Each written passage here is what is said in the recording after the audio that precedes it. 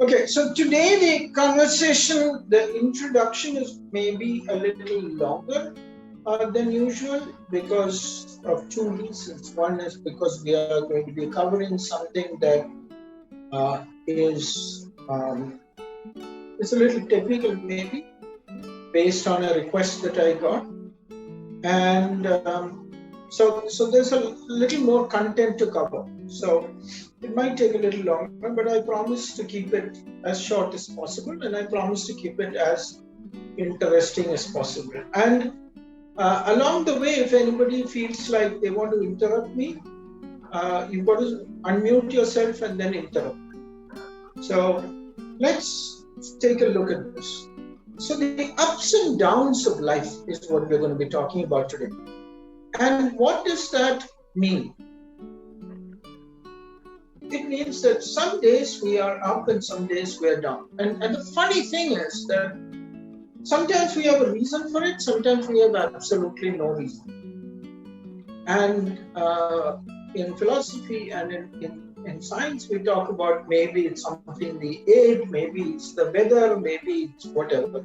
So we often try to find reasons for this, even though that the reasons are not always obvious.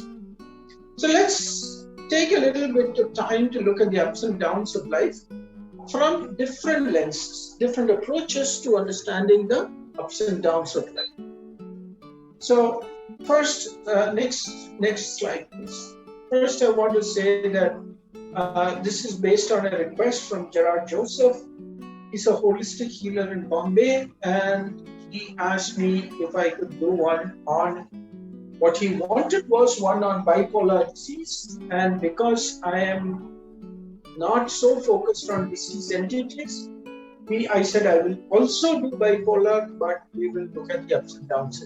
So this is based on his request, Gerard Joseph, and thank you for your request. So if other people have any areas that they think we should explore, please feel free to share it with me. Next slide. Now, this is very simple, right? Slide 4 and 5 are the same slides that you see for all the presentations, so that I don't need to talk about. We have essentially three perspectives: an information processing point of view, a medical point of view, and a philosophical point of view. And in philosophy, we have two different approaches. One is the approach of Eastern philosophy, which is Buddhism and some schools of Indian philosophy. And we also look at Stoicism, which is a Greek philosophy that deals with the ups and downs of life. This is the structure. Very easy to navigate. The contents page is self-explanatory. So let's go to the next slide. So here we start. Here it's an information processing view. What does an information processing view mean? Okay, so let's take a look at it. Largely, there are two kinds of disorders that we talk about. One is called the thought disorder, and one is called a mood disorder. So let's take a look at what the thought disorder is. Sometimes thought disorder, and at the end we will look at what are disorders and what are not disorders, so that we will come to the end. A thought disorder has to do with content. There are two kinds of thought disorders. One has to do with content, and the other has to do with structure and form. So content sometimes includes something like delusions. For example, I once met a man who said that I believe that God has given me a mission, and the mission is that I have to unite every lovers in the world. So I have to identify who are the lovers, and sometimes they themselves don't know, and I have to. It is my job to unite them. So it's clearly here is being grandiose. There are keywords that are used in abnormal psychology or psychology. So grandiose ideas, grandioseness is one. Another common thing is called ideas of reference, when you feel that, that flood happened in Himachal Pradesh because somebody said something bad. So Quite often, ideas of reference is when you make a connection with your personal life and something that's happening out there in the world. Or you could say that I remember going to a beach with somebody who had a significant thought disorder. So there was a guy who had this thought disorder, and I was working with him. And he said, everything seems to be suggesting something to him. So he says the billboards, what's written on a bus, every piece of text he thinks is a message directed to him individually. So I said, that's fine. So let's go to the beach. And I thought, okay, here's a beach. There's no written text there. There is the wind and the waves, and nothing could be more calming. I sat there for a while in silence. And then I asked him, look, how do you see this? He says, I'm sorry, even the waves have a message. So these are thought disorder in content. But it's not just in content. Sometimes it's in structure and form also. For example, sometimes people have so many thoughts that are coming in, one after the other, it's rushing and cramming in for attention. And it ends up with something which is called a word salad. The person goes, he makes half a sentence and then he's not able to complete that sentence. He switches to another sentence because the thoughts are coming in so fast. For somebody who views the world in a very structured, analytical view, this may be very difficult for them to accept. So that is the problem with structure and form. It's not in the content, but it's in structure and form. Both of these are thought disorders, and both of them are often discussed in psychopathology situations. So these are the two thought disorders. Mood disorder, on the other hand, is a different thing. Mood disorders are when you're feeling low. In fact, I was telling somebody yesterday that the very same thoughts that I had the day before is, oh my God, for example, I'm saying, oh my God, I now have some time alone and there's nobody here with me. It's so relieving, I'm so happy. The same thought the next day says, I'm all alone and I don't have anybody. So the same thought can come up with different moods. And this is what the mood disorder is. Mood disorders, there's one interesting thing about mood disorders, that is about depression. So when you're sad, when you're low, when you're down, it's called depression. And when you're very excited, when you're always talking and all of that, it's called the manic. So these are the two ends of the spectrum, depression and mania. So let's take a look at depression. So depression, so here when I say mood disorder, let's say that there are two. There's a unipolar and a bipolar. Now unipolar means that there's only one side of it. And interestingly, it's generally thought that only depression can happen in the unipolar, which means that a person can be depressed without being manic, but a person cannot be manic without having a depressed stage. That's a very interesting thought. It's something I've spent a lot of time about and wondering why, but there you have it. So when somebody talks about a unipolar mood disorder, they're always talking about depression. They're always talking about the negative.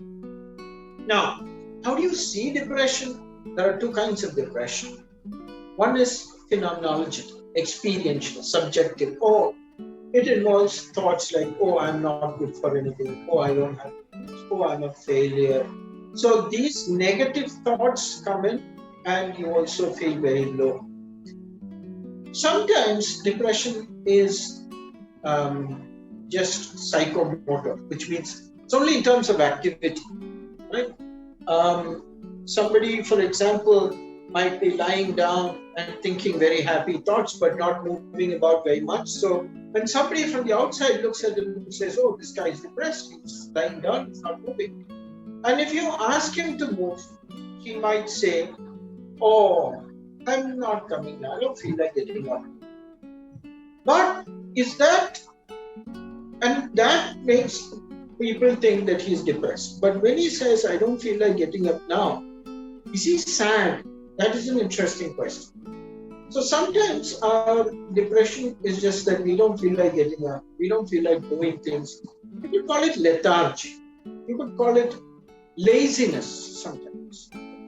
So that is one form of depression, which is psychomotor depression. The other is affective, where you actually have a low mood.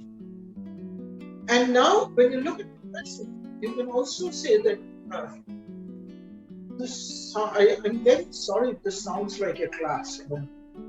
Frankly, I've never taught psychopathology or abnormal psychology, so don't think that this is something I'm repeating. This is why I don't like psychopathology, because there's too many classifications of person and his behavior. Anyway, coming back, depression, there are two kinds. There is the affective one, which includes subjective mood experience. The other has to do with my not willing to move, lethargy, but not necessarily with negative mood. Another two differences in depression. One is reactive depression. And reactive depression is when there is a clear cause for depression.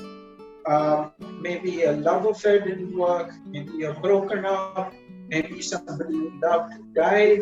A whole set of things can create a reactive depression, or a depression caused by life events. That's what's called the reactive. And sometimes it's a business failure, etc.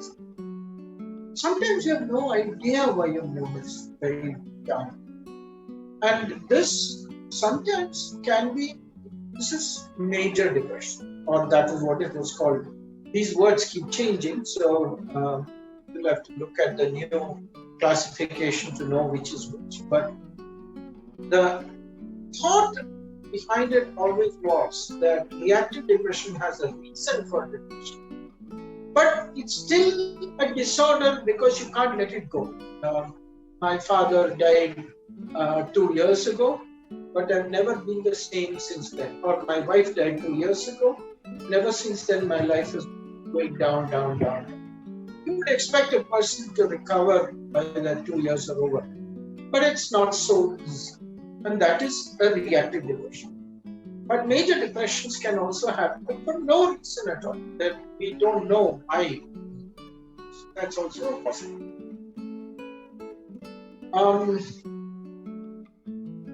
So these are the unipolar depressive states.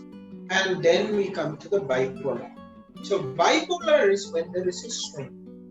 So I'm depressed for a period of time, and then later on I feel manic or excited or happy for a period of time. That's why it's called bipolar, and there is a swing back and forth. Now, interestingly, when somebody has a bipolar disease, and now we're coming to the third thing called the normal mood swings. I think so many of us look at normal mood swings, and because psychology is so popular, we always say, oh, this guy is bipolar. Or, you know what, he's a little bit of a bipolar guy. Why is he a little bit of a bipolar guy? Sometimes he's sad, sometimes he's happy. Well, when you're looking at a psychological disorder or a mental disease or mental illness, it is not that sometimes your mood is down and sometimes your mood is up. Very, very different. People who have high manic states don't have such a flight of ideas.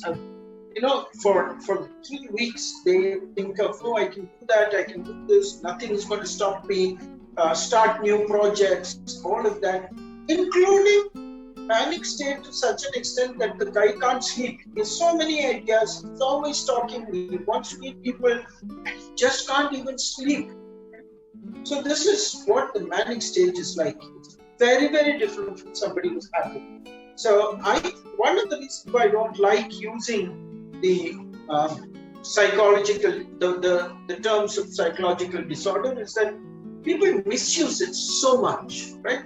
If somebody is just happy, they say, oh, he's manic.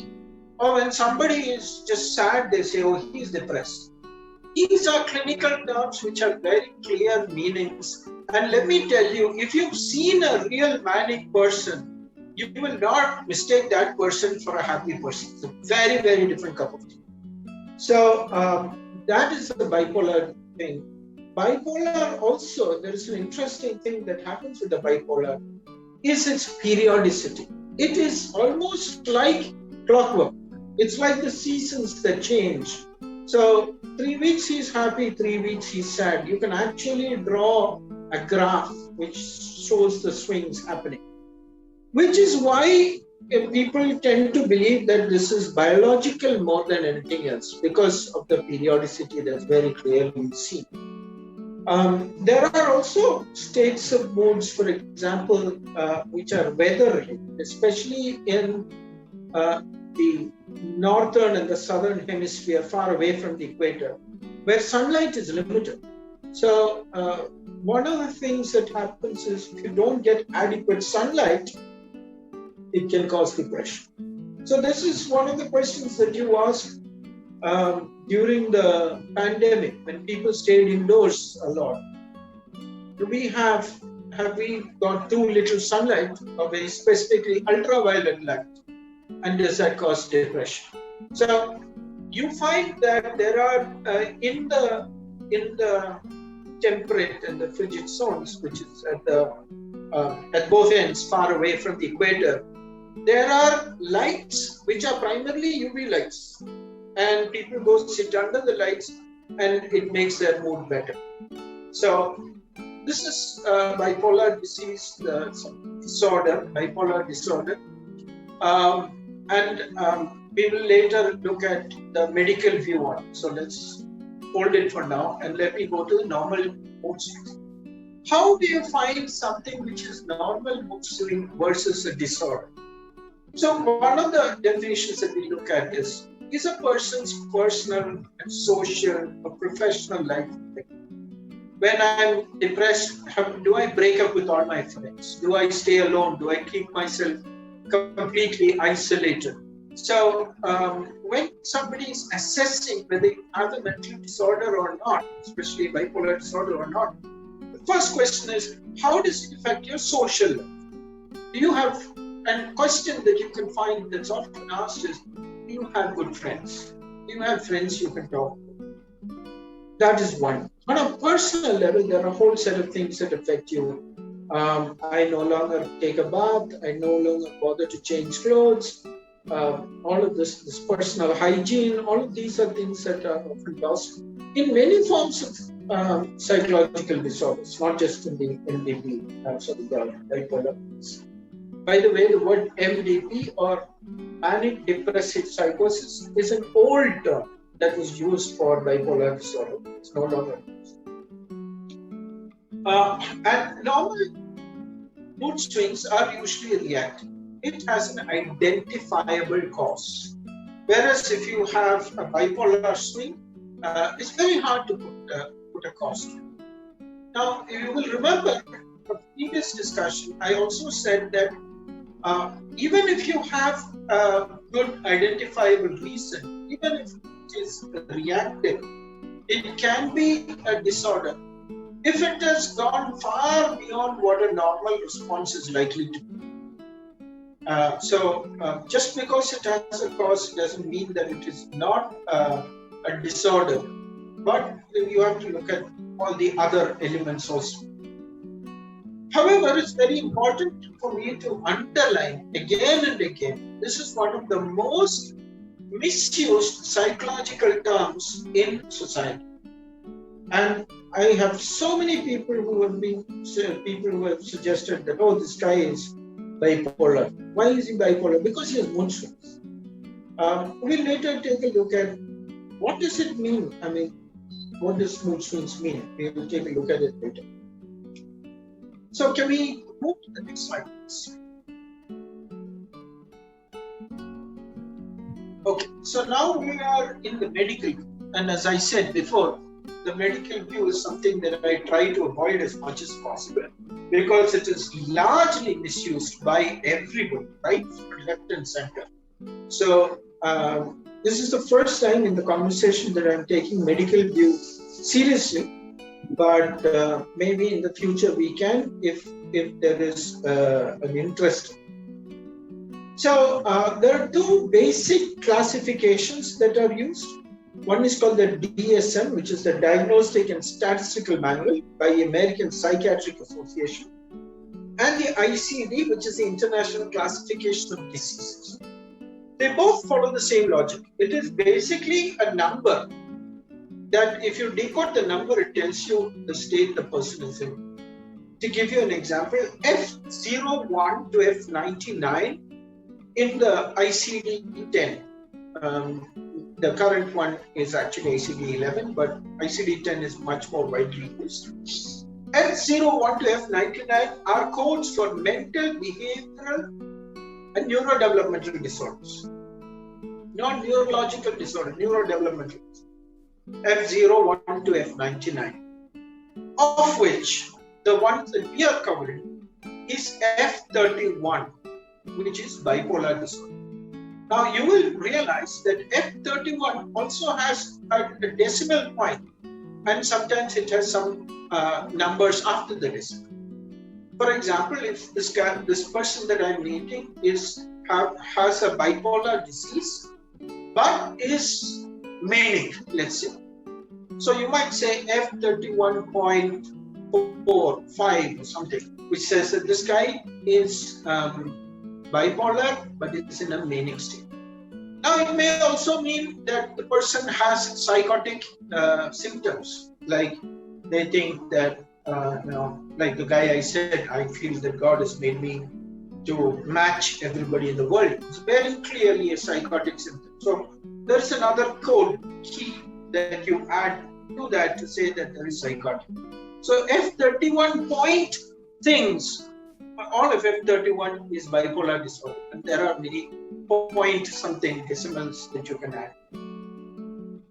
However, F34.0 is another one altogether. F34.0 is what is called the cyclothymic disorder. Cyclothymic disorder is not always used as a diagnosis. It's not as extreme. So fundamentally, the difference between the bipolar and the cyclothymic is that while the bipolar can swing like this much, the cyclothymic is a little less. So but it's still a disorder. And remember how we looked at disorder. It is how does it affect your personal life, how does it affect your professional life, and how does it affect your social life. Those were the key elements of deciding whether it's a disorder or not. So F31 and F34.0 are, and F34.0 doesn't have other subdivisions because it's mild. It's unlikely that you will have a psychotic episode because you have this much variation. So that's what cyclothymic disorder is. The difference between bipolar and unipolar, we've already spoken about. Bipolar, remember, if somebody says somebody has a unipolar mood disorder, unipolar affective disorder, that means that it's depression. It usually is never mania, which is unipolar. That's what the profession or what the textbook says. What is the difference between disorder and normal mood changes? We've already discussed. Remember, we are now talking about the medical view. Earlier, we were talking about the information processing view. What is the difference? Information processing view is more about how do I process the stuff around me? How do I make sense of the world around me? Here, we're looking at how does a doctor do this. I want to add something here about the ICD and DSM classifications. Anybody who knows me knows that I am very much opposed to these classifications. But I must also tell you what are the good things. Number one good thing is to standardize treatment procedures. If somebody has a bipolar disease, then you would give them certain kinds of medication. In this slide, we have 5.A, which is pharmacological, which means the medication that you would give. And for somebody who has mood swings, mood disorders, not swings, mood disorders, they found that lithium actually works. Lithium, not in terms of biting your phone or taking the lithium battery and swallowing it, but there are lithium salts that make a difference. They're called I forgot what they're called. Something like mood balancers or mood modifiers, something. So lithium prevents the big swing. It brings up a lot of questions about how does it do that. We do know that lithium is a very important part of neurotransmission. So how does it do that? We will not go into that. We're not exploring that. So when you know that somebody has bipolar disease, you know what kind of treatment to give. And especially when person goes from one place to another and meets a new doctor, if there is a very clear classification, it means that you don't have to start from the scratch again. It has good and bad sides to it. The bad side is that I will take on all the biases from the previous guy. Maybe I was misdiagnosed and I'm taking all the biases. That's the bad side, but the good side is this. Sometimes doctors work backwards. They will ask you, what medicines are you taking?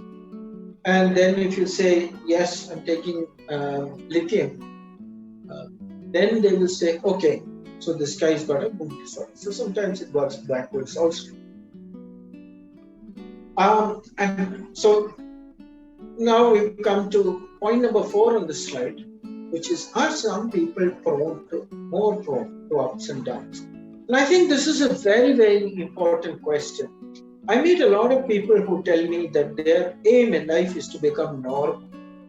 And I have no idea what normal means. I think for a large number of people, the acceptance that normal means that there is a swing, there is a rhythm.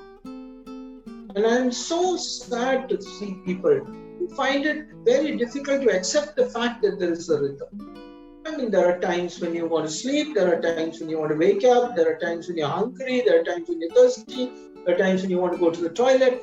There are times, seasons in the year when you do that and you do this. And there is seasons in life. When you're young, you do one thing. When you're older, you do another thing. So seasons and rhythms are part of life. And yet, so many people that I meet tell me, I wish I had a normal life. Normal to them means, this is normal. To grin and to not show anything, this is normal. And unfortunately, a lot of social media seems to be affecting that, because all the time on social media you find people grinning or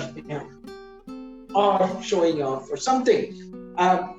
And I keep looking at it and I think, oh my gosh. So there are guys who take pictures in front of very fancy cars and I say, oh my gosh, look at him.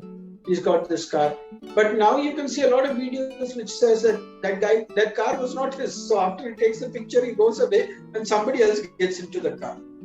So I had a friend of mine who was in Japan, and he sent me a picture of a car where he's sitting in the car and he's taken a picture, and it's a sports car.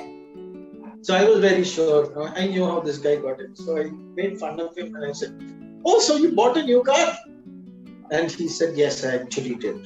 So some kinds of stuff that you think is a joke can actually be true. But I think we need to pay more attention to our own lives. And I think we need to pay more attention to the rhythms of life.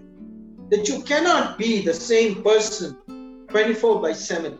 And it's absolutely necessary that we accept it. And the reason why I chose to pick up this topic is to drive home this point, that you will not be the same person in the morning, noon, and evening. You will not be the same person when you're young and when you're old. You will not be the same person in mid-winter or when the season, whatever season you're living in, when that changes. You will change. And this is nature. Nature has rhythms, and you're part of nature. The rhythm goes with you. A lot of women have problems when they are having menstrual cycles. And for some people, it causes irritability. Some people, it causes depression. And they find it very difficult. But there is nothing wrong with it. It is not that this is a disease. It is just part of the natural rhythm. And if we can learn, that is the key. If we can learn to live with our rhythms, to accept our rhythms, then it's fine. I have times, for example, in life, once in a couple of months, I must take a day or maybe a weekend off. Once in a couple of months. But when I do that weekend, I don't want to talk to anybody. I might go on a binge drinking thing. I might buy a bottle of booze and go to my friend's house and I say, look, I want to hole up for a day. And after that 2-3 days, I'm fine. And again, is that a time when I'm depressed? Not necessarily. It's a time when I want to just let go. I feel so suffocated and I need to let go sometimes. So in acceptance of our rhythms, and here's, I really love to tell this story. I have a friend of mine who happens to be the chief executive of a company. And once in a while, like this, actually I know more than one person, but I'm now specifically talking about one person. Once in a while, this guy disappears. Nobody knows where he is. 3 days is usual time. 3 days he disappears. You know what he does? He's got a fancy DSLR camera and he's got a lot of equipment with it. And he just goes off. And most of the time he goes and lives in a forest somewhere. Or he will go to some unknown village and he'll live there. And he'll take photographs of everything he sees. And when he comes back with a treasure trove of brilliant photographs. Right? But my question is, how does his company survive? And that is when he has to tell his company, look, this is what I do. If you don't see me for 3 days, don't worry, I'm coming back. You guys have to learn how to manage when I vanish for 3 days. And that is a stabilizing force that a company is supposed to give you. Because you are not the same person all the time. Your friends, somebody once said, your friend is somebody who keeps your dreams for you, even when you forget. Right? So that's what friends are for. So how do we deal with the rhythms of life is the question about this slide number 4 here. Are some people more prone to ups and downs? Yes, they are. But many times they are the far more productive than other people by a long shot. There are guys who come up with brilliant ideas when they're in the manic stage, but they don't have the ability to follow up because after that, when their energy dissipates, when they don't feel so high about it, then in fact, my father, who used to be a psychiatrist, used to tell me many cases. There is a guy who would get these brilliant ideas and he would advise everybody else what business to do, how to do it. You do that, you do this. And all of these guys who implement his ideas become rich and become very famous.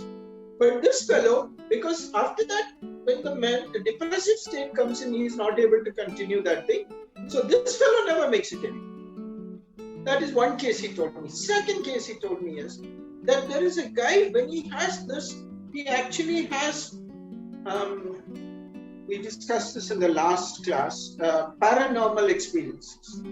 There is a guy who came and told my father that, you know what, so he finally decides to meet the doctor when this happens. Every time when he's excited and when he has this positive thing and all that, he predicts something and it happens. But because you could always argue, okay, that was a coincidence, it doesn't happen. One day he dreamt, or he had this intuition that he would go, he owned the shop. He said, at night I will go on and switch on the light and the bulb explodes. So now here, what are the odds of that happening? 1 He doesn't go to the shop at night. He shuts his shop by the evening and goes home. He doesn't go to the shop. 2, how many times has a bulb exploded in your life? 1 week later, he forgot something in his shop. He went back, switched on the light, and the light bulb exploded. And at that point, he said, I couldn't take it anymore. The shock of this happening and coming true was so powerful for him. He said, now I need psychiatric treatment. And he went to the psychiatric hospital. So there's a lot of interesting things that happen in the rhythms. And not all of them are bad. But we have to get over this idea of normalcy. I think it comes from our working with machines, right? Your car doesn't have moods. Your car will go on every day, it keeps going. My fan has been going on for 15 years and it doesn't have moods. So, because we're used to seeing all these things, even a waterfall has moods. Any nature lover will tell you a waterfall has moods. But fans don't have moods. So because of this, we believe that somehow human life is about being a flat line. And we will later talk about Stoics, and one of the biggest complaints against the Stoics is that the Stoic philosophy is all about flat line. And it never is. No philosopher in his right mind would talk about flat line. That's not our objective. But if your rhythm goes beyond what you can handle, yes, you need help. So quickly, there is pharmacological, and there is a magic that I don't think we can discuss in this session because there isn't enough time. There is a treatment called electroconvulsive therapy, ECT. Today it is banned all over the world. It is not used. My father was one of the people who have used it. And you talk to anybody in his generation, they say it works like magic. ECT was traditionally introduced for depression, as a treatment for depression. Internationally, it's used as a treatment for depression. In India, it's used for schizophrenia as well, but now it is banned. So it's very, very fascinating because it is banned because it apparently is not a very nice thing to watch. Nobody knows how it works. But anybody who's actually used this in practice will swear that it works like a dream. So there is something called the magic of CT that I don't have the time to go into today. Maybe we can go into another session. So towards the end, we will come to the philosophical view. So I was once asked by somebody who's a Westerner and said, can you sum up Indian philosophy? And I said, yes, Indian philosophy is our aim at making the consciousness like a candle in an airless room. When there is no wind, the candle is perfect form. And in that perfect form, it throws light on everything without distortion. Now, that's a very important part of this philosophy. The philosophy says if there is any chanchala, any kind of vibration, any kind of thing, it distorts things. And that's very easy to see. For example, Roland Barthes wrote a book called A Lover's Discourse. And if I am in love with somebody, and that person doesn't talk to me for 10 minutes, I'll say, Arey, what's wrong? Why are you not talking to me? What's the problem?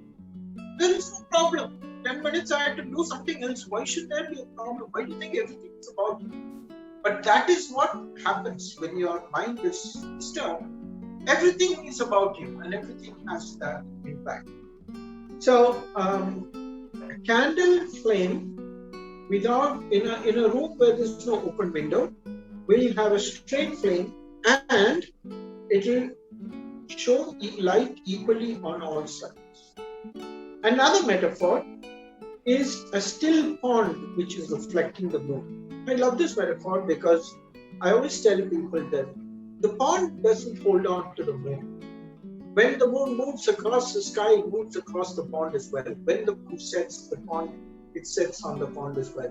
So the pond doesn't hold on to the moon, it merely reflects it. But if you throw a stone into the pool and the pool gets, immediately the moon gets fractured. And the moon you see in a pond which is not still is not a true reflection of the world. So this is part of Indian philosophy, both in Hinduism and in Buddhism. Sthira Prajna is a very important. And how do we achieve it? Sthira Prajna is a combination of good karma, because sometimes you need to go through many lives and deaths before many births before you can reach that stage of detachment. So it's good karma. Good diet, some kind of food makes you attached, some kind of food makes you rajasic, it will make you angry, it will make you passionate. So good karma, good diet and practices, and good self-awareness. So these are the key elements to achieving Sthira Prajna according to this time. Perhaps in the Western world, the most famous philosophy that talks about the stability is the Stoic philosophy. And I warned you before that there's a lot of misinterpretation about Stoic philosophy. And many people think that Stoic philosophy is about the flat line. In fact, Buddha used to talk about the middle part. Don't get too attached, don't be totally unattached, don't be that, don't be this. Stay in the middle. And I was very much opposed to that when I was growing up, because that was pushed by everybody to stop me from doing whatever I like. If I like sweets, then I'm told, no, it's not too much of an education. You stay in the middle. Right? So that's Stoic philosophy. Three major philosophers of Stoic is Greek. Three major philosophers. One is Seneca. Seneca was a merchant who lost his entire fleet when he was traveling, came back penniless, and his experiences taught him what is important, what is not. Later on, he was advisor to King Nero.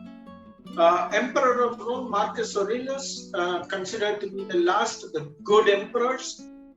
He left back a diary, actually, which has now become very famous, and it talks about his struggles to achieve this kind of state, the Stoic.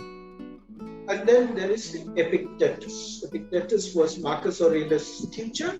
And these are the three people. I'm not going into the details of his Google.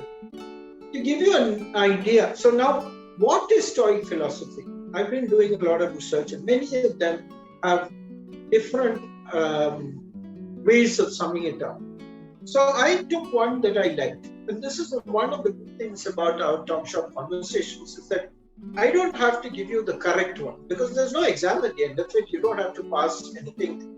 It's just about conversation. So I take what I like. And I chose 10 points from a website that I like. And the website is also given as a link in this page. So I'll quickly run through them and I will stop the conversation there. It's taken a lot of time. So here are the 10 principles of Stoicism according to NJ Life Hacks. Remember, it's not any general principle. Even the Stanford Philosophy Guide does not give you these 10 points. They give another set. What are the 10 points? 1. Live in harmony with nature. Don't fight. Remember, I talked to you about rhythms. Find out what the rhythms of life are. Live in harmony with nature.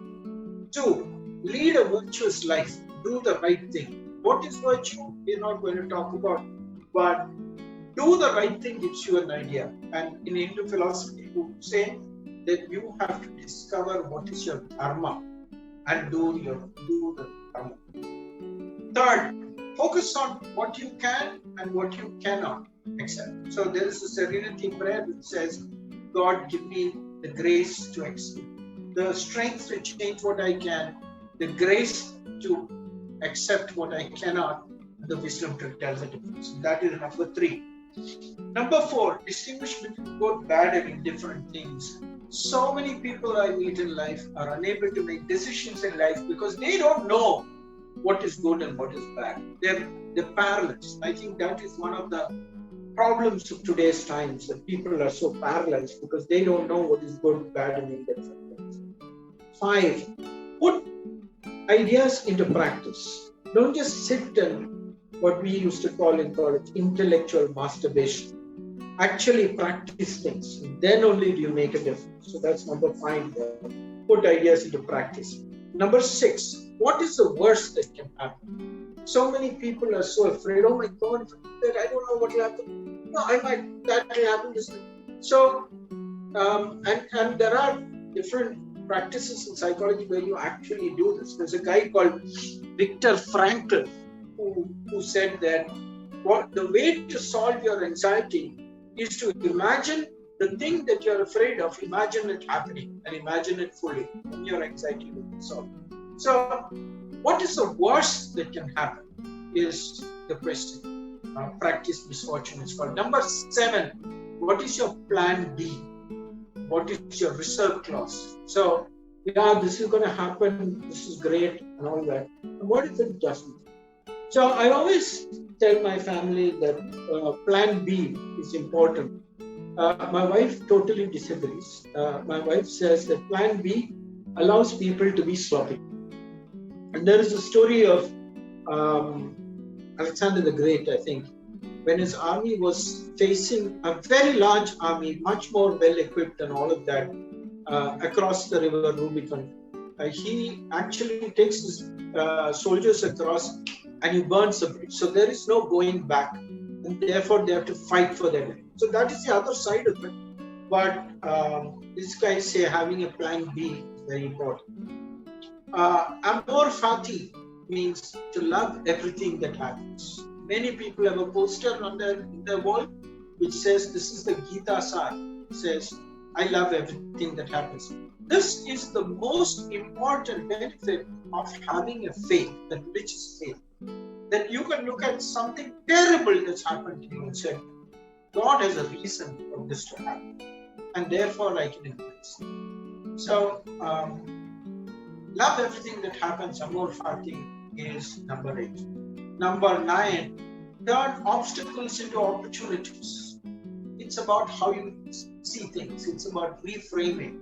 It's about looking at, okay, so this didn't happen, so what else can I find?